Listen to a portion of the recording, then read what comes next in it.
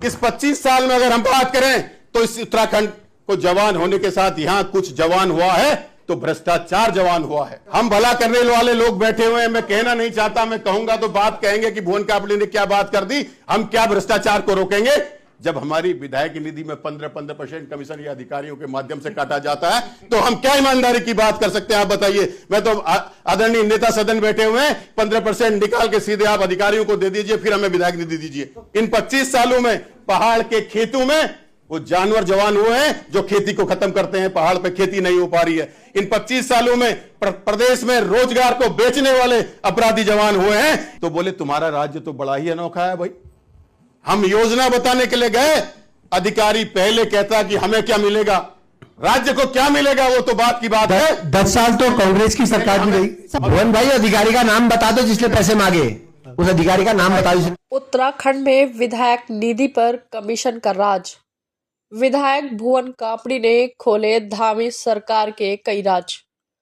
उत्तराखंड में रजत जयंती के अवसर पर विधानसभा के विशेष सत्र के दौरान खटीमा से कांग्रेस विधायक और उप नेता प्रतिपक्ष भुवन कापड़ी ने सदन के भीतर प्रदेश में भ्रष्ट नौकरशाही की कलाइयां खोल कर दी। कापड़ी ने यह भी कहा कि उत्तराखंड के विधायकों की विधायक निधि में अधिकारी डाका डालते हैं। कांग्रेस विधायक ने कहा कि निधि से 15% अधिकारियों को कमीशन जाता है। यह कमीशन दिए बिना काम ही नहीं बनता। उन्होंने कहा कि ऐसे में अगर 25 सालों में उत्तराखंड में कुछ जवान हुआ है तो वो है भ्रष्टाचार। चलिए अब आपको भी सुनवाते हैं भुवन कापड़ी का यह धमाकेदार भाषण। 2017 में फिर भारतीय जनता पार्टी को मौका मिला और प्रदेश में एक साल में 3 मुख्यमंत्री बदलने के नाम पर हमारे प्रदेश की उस सरकार को जाना गया। 5 साल में 3 मुख्यमंत्री बदले। आज ये 5वां 2022 आदरणीय पुष्कर धामी जी के हाथ में नेतृत्व आया और आज अगर इस सरकार में कहीं बात हो रही है तो पेपर लीक की बात हो रही है, भर्ती घोटाले की बात हो रही है। अगर भर्ती घोटाले की सीबीआई जांच करी गई तो मैं उसके लिए आपको बधाई देता हूं कि आपने सीबीआई जांच कराई और बड़ा जश्न का माहौल पटाखे कहीं बज रहे हैं, कहीं इधर बज रहे हैं, कहीं उधर बज रहे हैं। लेकिन हम इस बात का चिंतन करना भूल गए कि सीबीआई जांच कराना हमारी उपलब्धि नहीं है। सीबीआई जांच राज्य के लोगों की राज्य सरकार में विश्वसनीयता न होने के कारण सीबीआई जांच की मांग करी गई। राज्य के लोगों ने कहा हमें राज्य की एजेंसियों में भरोसा नहीं है, आप सीबीआई कराइए। ये हमारी उपलब्धि नहीं है, ये अविश्वास है राज्य की युवाओं का, बेरोजगार संगठन का और राज्य के लोगों का कि हम राज्य की एजेंसियों पर भरोसा नहीं कर सकते, इसलिए केंद्रीय एजेंसी से आप जांच करेंगे। मैं कहना चाहता हूं कि आज हम उद्योग की बात करते हैं तो लगातार रुद्रपुर, सेलागोई, हरिद्वार से सैकड़ों की संख्या में फैक्ट्रियां पलायन कर रही हैं, सैकड़ों की संख्या में। हम आज इन्वेस्टर मीट तो करवा रहे हैं, लेकिन जो पहले से इंफ्रास्ट्रक्चर खड़े हैं उन्हें रोकने में हम सफल नहीं हो पा रहे हैं। अगर आज हम जो हमारे विकास के अलावा जो हमारी कमियां हैं उस पर चर्चा नहीं करेंगे तो आने वाले समय में हम और उत्तराखंड को मजबूत नहीं कर पाएंगे। मैं ये अगर नाम पढ़ूंगा तो 30 नाम करीब हैं, जिसमें एचपी और माइक्रोमैक्स जैसे, जाइडस जैसी बड़ी कंपनियां जिसमें हजारों की संख्या में युवा रोजगार करते थे, वो जो है वो पलायन कर गए, हम उन्हें नहीं रोक पाए। अध्यक्ष जी, मैं आपके माध्यम से बात करना चाहूंगा। हम शिक्षा के क्षेत्र की बात कर रहे हैं, असीम विकास हुआ, सभी सरकारों ने किया, लेकिन जो हमारे देश की पहचान थी कृषि विश्वविद्यालय पंतनगर, आज वो हाशिए पर है। आज वो हाशिए पर है। आज वहां कोई बाहर का पढ़ने के लिए तैयार नहीं होता। ये हमारे उत्तराखंड बनने के बाद जो गोविंद बल्लभ पंत जी के नाम पर जो पंतनगर विश्वविद्यालय था, उस विद्यालय की साख लगातार गिरती जा रही है, हम उसे नहीं संभाल पा रहे हैं। अभी हमारे एक साथी कह रहे थे हमने 40 यूनिवर्सिटियां तो खोल दी, लेकिन जो हमारे देश का गौरव जो यूनिवर्सिटी थी, जो हमारे उत्तराखंड में थी, हम उसे आज नहीं संभाल पा रहे हैं। हम बात किसानों की कर रहे हैं, किसानों के सशक्तिकरण की बात कर रहे हैं। आज किसानों का सीजन है। आज आप पता कर लीजिए, जो धान क्रय केंद्र है वहां किसान कितना धान बेच पा रहा है। क्या हम किसानों को उनके सरकारी मूल्य पर धान, उसकी फसल को खरीद पा रहे हैं या नहीं खरीद पा रहे हैं, ये एक बड़ा प्रश्न है। वो आज जो सरकारी क्रय केंद्र हैं उन्हें नियमों के खिलाफ ठेकेदारों को दे दिया जाता है, जो ठेकेदार किसान का खून चूसने का काम कर रहे हैं। मैं बात करता हूं हमारे प्रदेश के टीडीसी को, कृषि के लिए उस टीडीसी को पूरे हिंदुस्तान में वहां से बीज जाता था। आज उस टीडीसी के क्या हालात हैं। हम बात कर रहे हैं किसानों के सशक्तिकरण की, जो एक धरोहर हमारे पास थी, हम उसको सुरक्षित नहीं कर पा रहे हैं। टीडीसी खत्म हो गया है। बीच में टीडीसी घोटाला भी बहुत चर्चाओं में आया था, जो वहां के सामान था कितने कौड़ियों के भाव उन्हें बेच दिया गया। ये चिंता का विषय है, ये गंभीरता का विषय है, ये हमें सोचना पड़ेगा। आज हम बात किसानों की कर रहे हैं। अन्य राज्यों की तरह हम किसानों को क्यों बिजली में सब्सिडी नहीं दे पा रहे हैं खेती के समय में? हम किसानों को आज समय पर क्यों खाद उपलब्ध नहीं करा पा रहे हैं? आज गेहूं बोना है किसानों ने और किसानों को कहीं खाद नहीं मिल रही है, किसान लगातार कर्जे में डूबता जा रहा है। हम इस पर चर्चा क्यों नहीं कर रहे हैं? मैं बात करता हूं अध्यक्ष जी आपके माध्यम से, मुआवजे की समीक्षा क्यों नहीं हो रही है? एक गरीब आदमी झोपड़ी में रहता है और झोपड़ी में आग लग जाती है, पानी से बह जाती है, उसका सारा सामान जल जाता है, तो सरकार मुआवजे के रूप में उसे 3500 रुपए देती है। उस 3500 रुपए से उस गरीब आदमी का क्या भला हो सकता है, ये सोचने की जरूरत है। हमें इस बात पर चर्चा करने की जरूरत है। अगर हम इन महत्वपूर्ण बिंदुओं पर चर्चा नहीं करेंगे तो आने वाले समय में ये जो हम काल्पनिक बातें कर रहे हैं कि 47 में हम यहां पहुंच जाएंगे, हम वहां पहुंच जाएंगे, कहीं नहीं पहुंचने वाले। मैं अध्यक्ष जी समाप्त करिए। अध्यक्ष जी सबको मौका दे रहे हैं। 25 साल की बात 5 मिनट में तो नहीं हो सकती। 5 मिनट में नहीं, 10-12 मिनट हो गए।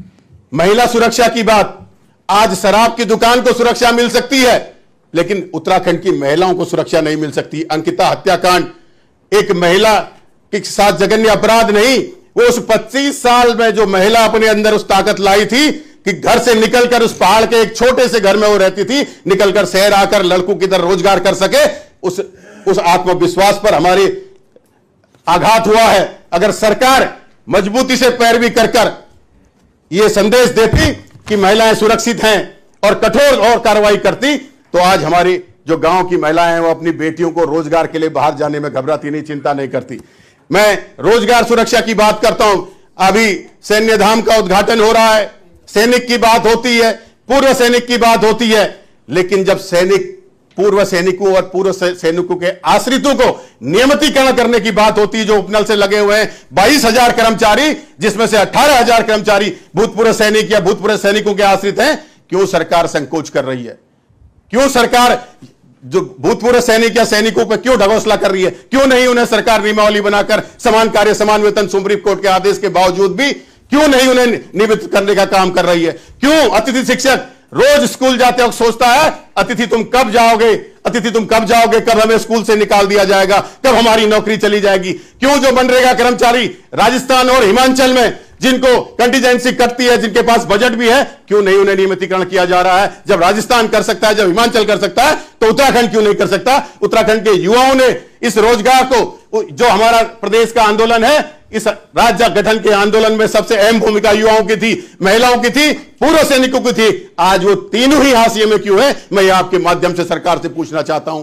हम बात कर रहे हैं 15 साल की बात। आज अगर इस 25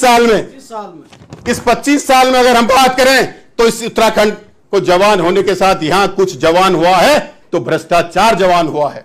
कुछ भला भी तो हुआ होगा, वो तो भ्रष्टाचार जवान हुआ है। भला हो गया उसका। हम भला करने वाले लोग बैठे हुए हैं। मैं कहना नहीं चाहता, मैं कहूंगा तो बात कहेंगे कि भुवन कापड़ी ने क्या बात कर दी। हम क्या भ्रष्टाचार को रोकेंगे जब हमारी विधायक निधि में 15% कमीशन या अधिकारियों के माध्यम से काटा जाता है? तो हम क्या ईमानदारी की बात कर सकते हैं? आप बताइए। मैं तो आदरणीय नेता सदन बैठे हुए हैं, 15% निकाल के सीधे आप अधिकारियों को दे दीजिए, फिर हमें विधायक निधि दीजिए। मैं आपसे, सब जानते हैं, मैं आपसे कहना चाहता हूं अध्यक्ष जी, इन 15 सालों में कुछ जवान हुआ है तो महिलाओं पे अपराध जवान हुआ है इस प्रदेश में। इन 25 सालों में अगर कुछ जवान हुआ है तो किसानों में कर्जा जवान हुआ है। इन 25 सालों में पहाड़ के खेतों में वो जानवर जवान हुए हैं जो खेती को खत्म करते हैं। पहाड़ पे खेती नहीं हो पा रही है। इन 25 सालों में प्रदेश में रोजगार को बेचने वाले अपराधी जवान हुए हैं। इस उत्तराखंड में उन आंदोलनकारी जो आज भी हमारे खटीमा में 253 है, उसी ग्राउंड में है जिस ग्राउंड में 800 लोग हुए हैं, उसमें से 3 लोग तो स्वर्ग सिधार गए, उनको अधिकार नहीं मिल पा रहा है। मैं आपसे कहना चाहता हूं, ये बहुत मैं कड़वे शब्द बोल रहा हूं, लेकिन ये सच्चाई है, और जब तक हम सच्चाई नहीं स्वीकारेंगे तब तक इस प्रदेश का भला नहीं होने वाला, ये प्रदेश आगे नहीं जाने वाला।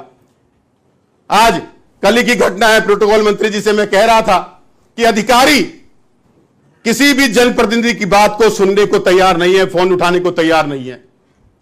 क्यों इतने अधिकारी बेलगाम हो गए? तो उसके भी कारण है।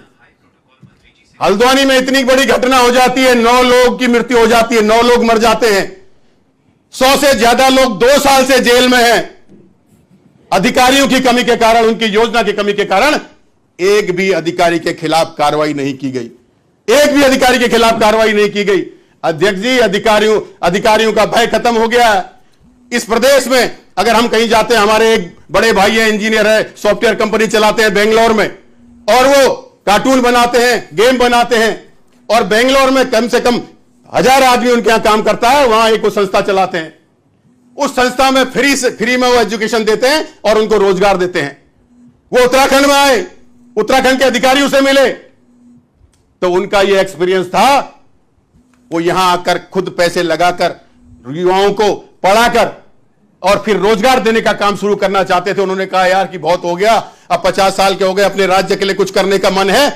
तो बोले तुम्हारा राज्य तो बड़ा ही अनोखा है भाई, हम योजना बताने के लिए गए, अधिकारी पहले कहता कि हमें क्या मिलेगा, राज्य को क्या मिलेगा, वो तो बात की बात है। 10 साल तो कांग्रेस की सरकार भी रही। समाप्त करिए। भाजपा कांग्रेस की सरकार भी रही। भाजपा कांग्रेस की बात नहीं कर रहा, आप 25 सालों की बात कर रहा हूं। तो 25 साल में 10 साल की सरकार भी रही। बात समाप्त करिए। 25 साल की बात कर रहा हूं, तो वो कहते हैं भी रही, हमारी सरकार भी रही। मैं कहां मना कर रहा हूं, मैं बात भ्रष्टाचार के खिलाफ की कर रहा हूं, किसी सरकार की नहीं कर रहा हूं। मैं किसी सरकार की बात नहीं कर रहा, मैं भ्रष्टाचार के खिलाफ की बात कर रहा हूं। जो हावी होते हुए नौकरशाही है, जो भ्रष्ट नौकरशाही है, उसको लगाम लगाने की बात कर रहा हूं, मैं किसी सरकार की बात नहीं कर रहा हूं। आज राज्य की रजत जयंती के अवसर पर ये सत्र बुलाया गया है। इस सत्र में हमें वो बात करनी चाहिए दलगत राजनीति से ऊपर उठकर कि हम राज्य को आगे ले जा सकें, हम राज्य को आगे ले जा सकें। अभी न कुछ अच्छे काम भी तो हुए हैं ना, उनका तो एक जिक्र नहीं किया आपने, कहीं पूरे भाषण में एक अच्छे काम का जिक्र किया है तो आप बता दीजिए। मसूरी में भुवन भाई, अधिकारी का नाम बता दो जिसने पैसे मांगे, उस अधिकारी का नाम बता दो जिसने। वही बताएंगे। मसूरी इतने दावे के साथ सदन में बोल रहे हैं तो बताना चाहिए दिक्कत क्या है।